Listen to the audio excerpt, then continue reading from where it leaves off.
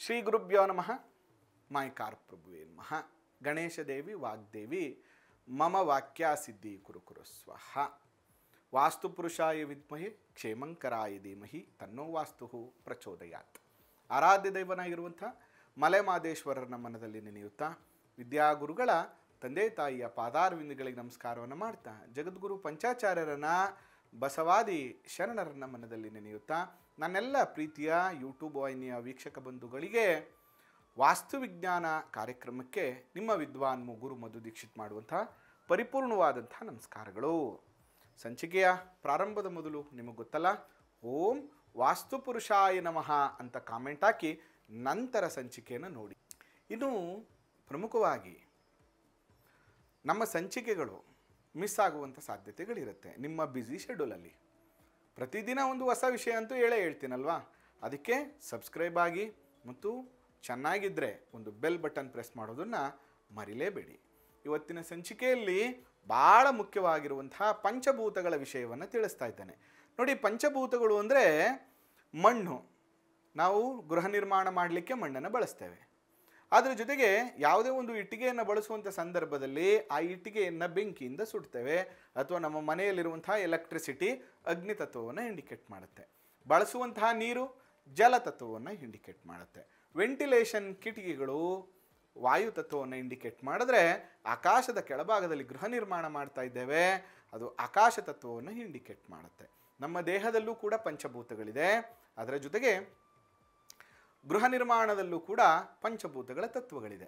ಅದಕ್ಕೆ ಎಷ್ಟು ಚೆನ್ನಾಗಿ ವಾಸ್ತುವನ್ನು ಹೇಳಿದ್ದಾರೆ ಅಂತಂದರೆ, ಆಕಾಶ ತತ್ವ ದೈವತ್ವವನ್ನು ಹೇಳಿದ್ರೆ ಒಂದು ಗೃಹ ಯಂತ್ರದ ರೀತಿ ಕೆಲಸವನ್ನು ಮಾಡುತ್ತೆ. ಅದರೊಳಗಿರುವಂಥ ಜೀವಾತ್ಮ ಅಂದರೆ ನಾವು, ಆ ಯಂತ್ರ ಚೆನ್ನಾಗಿದ್ದರೆ ಅದರಿಂದ ಪ್ರೊಟೆಕ್ಷನನ್ನು ನಾವು ಪಡಿತೀವಿ ಅಂತ. ಅಕಸ್ಮಾತ್ ಯಂತ್ರವನ್ನು ಬರೆಯುವಾಗ ತಪ್ಪು ಹೇಗೆ ಬರೆದ್ರೆ ಅದರಿಂದ ತೊಂದರೆ ಆಗುತ್ತೋ, ವಾಸ್ತು ಪ್ರಕಾರ ಮನೆ ಕಟ್ಟಿಲ್ಲ ಅಂದರೆ ಕೂಡ ಆ ಮನೆಯಲ್ಲಿ ವಾಸ ಮಾಡುವಂಥವರಿಗೆ ತೊಂದರೆಗಳು ಕಟ್ಟಿಟ್ಟ ಬುತ್ತಿ. ಹಾಗಾದರೆ ಪಂಚಭೂತಗಳು ಅಂದ್ರೇನು ಅಂತ ತಿಳ್ಕೊಳ್ಳೋಣ. ನೋಡಿ, ಪಂಚಭೂತಗಳಲ್ಲಿ ಭಾಳ ಮುಖ್ಯವಾಗಿ ತಿಳ್ಕೊಬೇಕಾಗಿರುವಂಥದ್ದು ಈಶಾನ್ಯ ದಿಕ್ಕು ಜಲತತ್ವ, ಅಗ್ನಿ ದಿಕ್ಕು ಅಗ್ನಿತತ್ವ, ನಿರುತಿ ದಿಕ್ಕು ಭೂತತ್ವ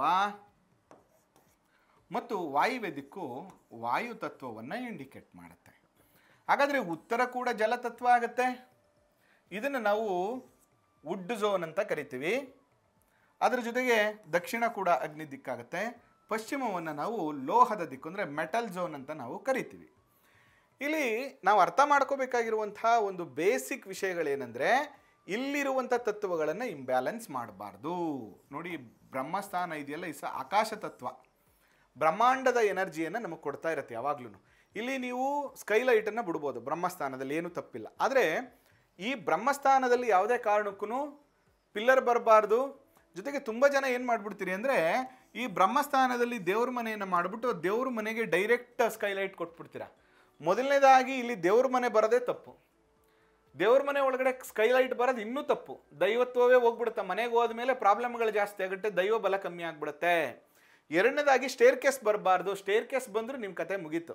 ಸ್ಟೇರ್ ಕೇಸ್ ಕೂಡ ಬ್ರಹ್ಮಸ್ಥಾನದಲ್ಲಿ ಬರಬಾರ್ದು.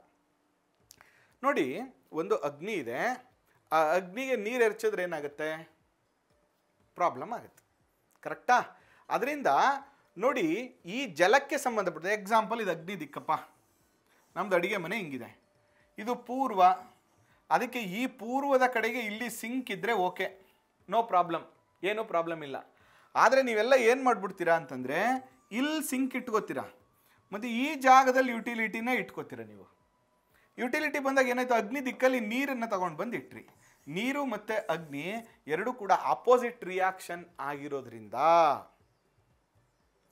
ಆ ಮನೆಯಲ್ಲಿ ಪ್ರವೇಶ ಮಾಡಿ ಹೋದ್ಮೇಲೆ ಫಸ್ಟ್ ಆಫ್ ಆಲ್ ಈ ಜಾಗ ಬಂದು ಹೆಣ್ಣು ಮಕ್ಕಳ ದಿಕ್ಕು ಮತ್ತು ಹೆಣ್ಣು ಮಕ್ಕಳು ಹೆಚ್ಚು ಕಾಲವನ್ನು ಕಳೆಯುವಂಥ ದಿಕ್ಕು.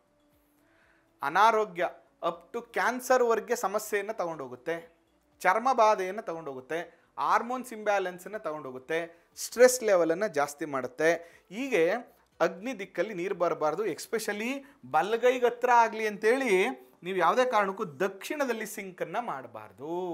ದಕ್ಷಿಣದಲ್ಲಿ ಏನಾದರೂ ಸಿಂಕನ್ನು ಮಾಡಿದ್ರಿ ಅಥವಾ ಆಗ್ನೇಯವನ್ನು ಕಟ್ ಮಾಡಿಬಿಟ್ಟು ಈ ಜಾಗದಲ್ಲಿ ನೀವು ಯುಟಿಲಿಟಿಯನ್ನು ಮಾಡಿಕೊಂಡ್ರಿ ಅಂದರೆ ಆ ಮನೆಗೆ ಹೋದ್ಮೇಲೆ ಹೇಗೆ ಒಂದು ಟ್ಯಾಪಲ್ಲಿ ನೀರು ಸೋರಕ್ಕೆ ಶುರುವಾಗುತ್ತೋ ಅಥವಾ ನೀರು ಹೇಗೆ ಅಲ್ಲಿ ಹೆಚ್ಚು ಖರ್ಚಾಗಕ್ಕೆ ಶುರುವಾಗುತ್ತೋ ಆ ಮನೆಯಲ್ಲಿ ಸಮಸ್ಯೆಗಳು ಜಾಸ್ತಿ ಆಯಿತು. ಆಗಲೇ ಹೇಳಿದೆ ಅಗ್ನಿ ದಿಕ್ಕು ಮತ್ತು ಲಕ್ಷ್ಮಿ ದಿಕ್ಕು, ಯಾಕಂದರೆ ಈ ದಿಕ್ಕನ್ನ ಶುಕ್ರನ ದಿಕ್ಕು ಅಂತ ಕರಿತೀವಿ. ಲಕ್ಷ್ಮಿ ವಾಸ ಮಾಡುವಂಥ ದಿಕ್ಕು.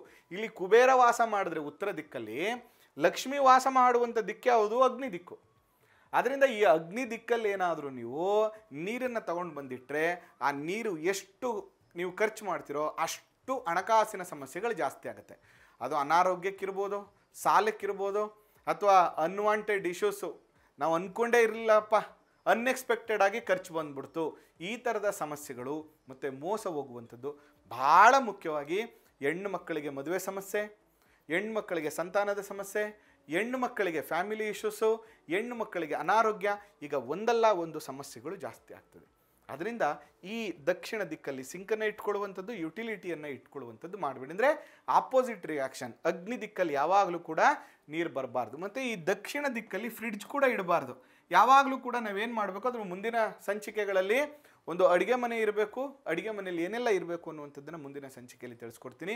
ಸದ್ಯಕ್ಕೆ ಇವತ್ತಿನ ಸಂಚಿಕೆಯಲ್ಲಿ ಜಲತತ್ವ ಅಂದರೆ ಈಶಾನ್ಯ, ಅಗ್ನಿ ದಿಕ್ಕಂದರೆ ಆಗ್ನೇಯ, ಭೂತತ್ವ ಅಂದರೆ ನೈಋತ್ಯ, ವಾಯುವ್ಯ ದಿಕ್ಕು ಅಂದರೆ ವಾಯುವ್ಯ, ಮತ್ತು ಬ್ರಹ್ಮಸ್ಥಾನ ಬಂದು ಆಕಾಶ ತತ್ವ.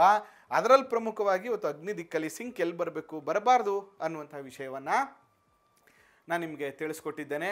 ಸಂಚಿಕೆ ಇಷ್ಟ ಆಗಿದೆ ಅಂದರೆ ಓಂ ಪಂಚಭೂತಾಯ ನಮಃ ಅಂಥೇಳಿ ಒಂದು ಕಾಮೆಂಟನ್ನು ಹಾಕಿ. ನನಗೆ ಗೊತ್ತು ಯಾರೇ ಒಬ್ಬರು ಸಂಚಿಕೆಗಳನ್ನು ನೋಡುವಂಥ ಸಂದರ್ಭದಲ್ಲಿ ಅವ್ರಿಗೆ ಬೇಕಾಗಿರುವಂಥದ್ದು ಪರಿಹಾರಗಳು. ಕರೆಕ್ಟ್ ಗುರುಗಳೇ, ಹಂಗಿದೆ, ಹಂಗೆ ಮಾಡಬಾರ್ದು, ಮಾಡಿಬಿಟ್ಟಿದ್ದೀವಿ, ಪರಿಹಾರಗಳೇನು ಮಾಡಬೇಕು? ನಾವು ಪರಿಹಾರವನ್ನು ಮಾಡೋಕ್ಕಿಂತ ಮುಂಚೆ ಒಂದಷ್ಟು ವಾಸ್ತುವಿನ ಪರಿಜ್ಞಾನವನ್ನು ತಿಳ್ಕೊಂಡು ಆಮೇಲೆ ಪರಿಹಾರಗಳನ್ನು ಮಾಡಬೇಕು. ಹೀಗೆ ಸಂಚಿಕೆಗಳನ್ನು ನೋಡ್ತಾ ಬನ್ನಿ. ಮುಂದಿನ ಸಂಚಿಕೆಗಳಲ್ಲಿ ನಿಮಗೆ ಪರಿಹಾರ ಭಾಗಗಳನ್ನು ಕೂಡ ನಾನು ತಿಳಿಸ್ಕೊಡ್ತೇನೆ ಅಂತ ಹೇಳ್ತಾ ಈ ಸಂಚಿಕೆಯನ್ನು ಮುಗಿಸ್ತಾ ಇದ್ದೇನೆ. ನಿಮಗೂ ಕೂಡ ಜ್ಯೋತಿಷ್ಯವನ್ನು ಕಲಿಬೇಕು, ವಾಸ್ತುವನ್ನು ಕಲಿಬೇಕು, ವಾಸ್ತು ವಿಜ್ಞಾನವನ್ನು ಕಲಿಬೇಕು ಅಂತಂದರೆ ಸಂಪರ್ಕ ಮಾಡಿ.